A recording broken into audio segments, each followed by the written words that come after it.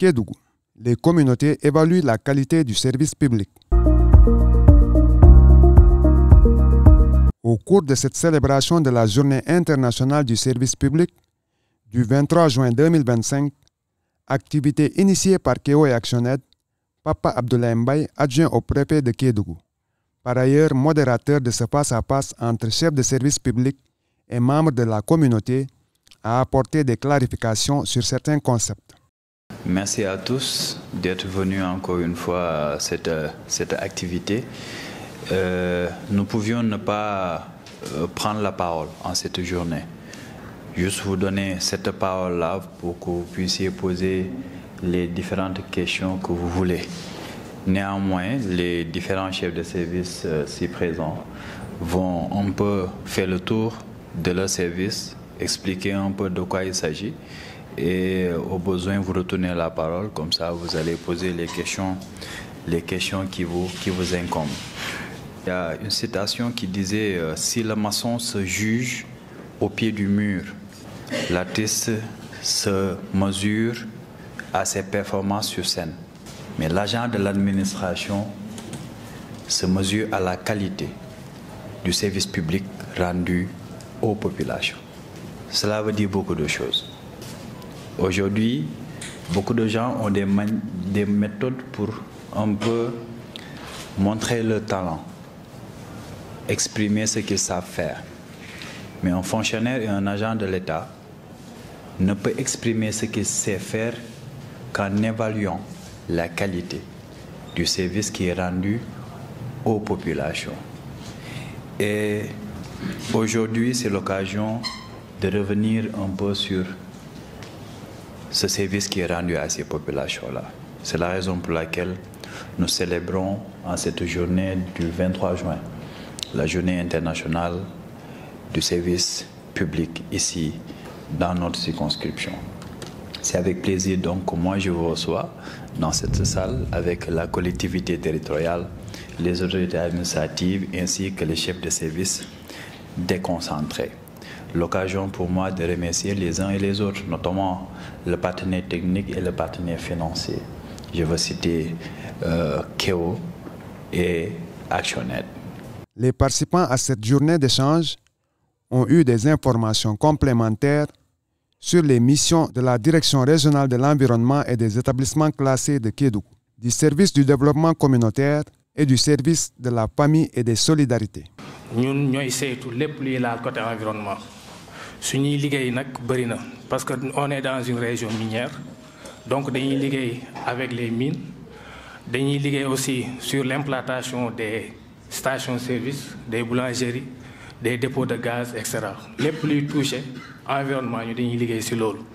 maintenant nag ñun suñuy activité yëpp dafa am benn finalité mooy l'acceptation environnementale et l'acceptation sociale.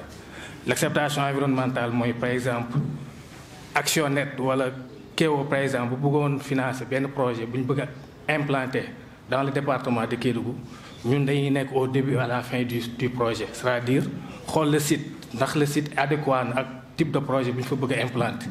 loolu mooy un. Deuxièmement mooy aspect social bi tamit dañ koy indi c'est-à-dire bépp projet bi ñëw bu fekkee dafa laaj construction dañ na la kat balaa ngay construire par exemple benn bâtiment balaa ngay jëlee main d'œuvre bi feneen jëlee ko Tamba wala feneen na nga comment dire jël ñoo dëkk ci gox bi maanaam li ñuy woowee la main d'œuvre locale. bu njëkk ba dafa amoon ministère de la famille à côté ak ministère du développement communautaire de l'équité sociale et territoriale nguur gu bees gi bi ñu ñëwee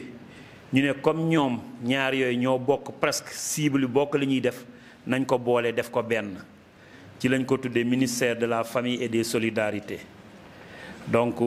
pour daal liggéey bi gën a ñoŋ nga xam ne bu fekkee da ngay jël di def fële di def xëy na day metti doo am li nga bëgg ci lañ ko boole def ko benn moo waral ma toog fi tey ak mami defe naa xam ngeen ko bu baax a baax a baax. ñu ne lu jëm ci wàllu famille par exemple ñu ne ñoom dañuy def politique yoo xamante ne ni pour lépp luy ñoŋal dundinu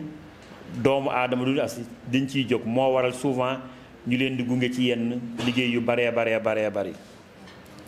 ñu ne aussi ci loolu aussi lépp lu ñuy wax ndóol pauvreté bi wàññi ko à travers des actions liñ ci gunge tamit loolu ministère bi da koy def à travers les services techniques yi fi nekk. famille dafa am solo parce que xale bi doog a judd lu bëri fa la koy jànge bala muy génn dem ci mbedd mi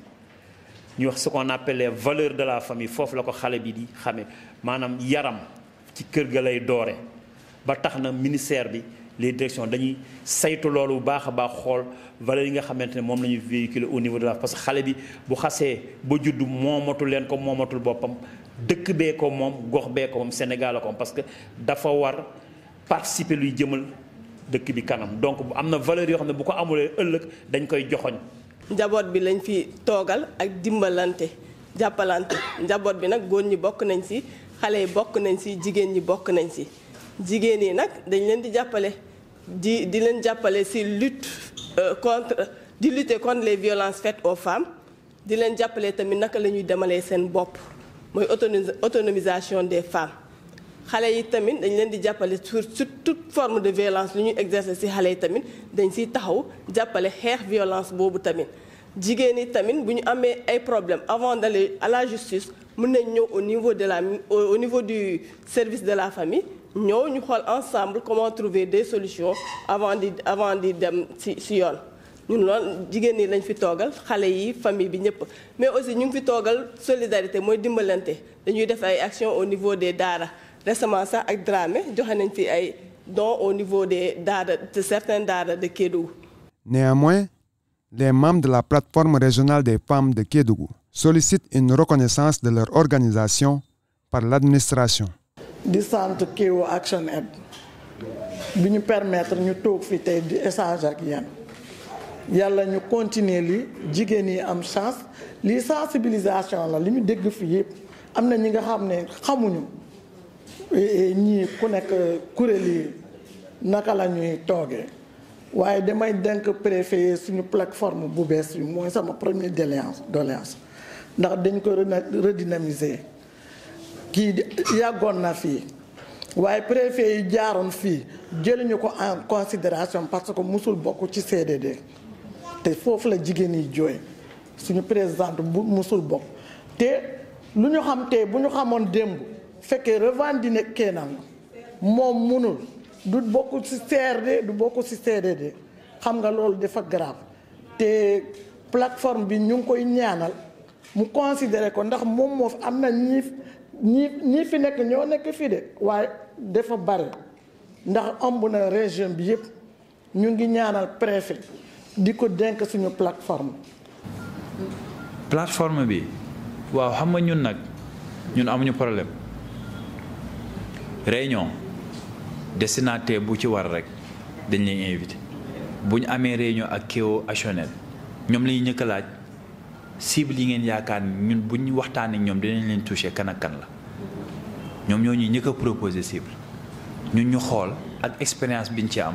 kan lañ ci war a mën a dolli pour atteindre cible yi nga xamante ne moom lañ bëgg a atteindre loolu rek la donc amuñu barrière boobu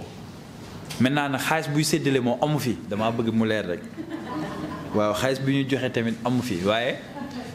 rapport bi ñu mën a def entre organisation yi ak ndimbalu état buy wàcc loolu moom vraiment du luy taxawaalu suñu loxo bañ nañ ko ba duñ ko sax laal foofu lay jógee fa mu war a jógee lay jógee jubal ci bénéficiaires yi directement donc si wàllu woowu vraiment yaakaar naa ne amul inquiétude buñ ci war a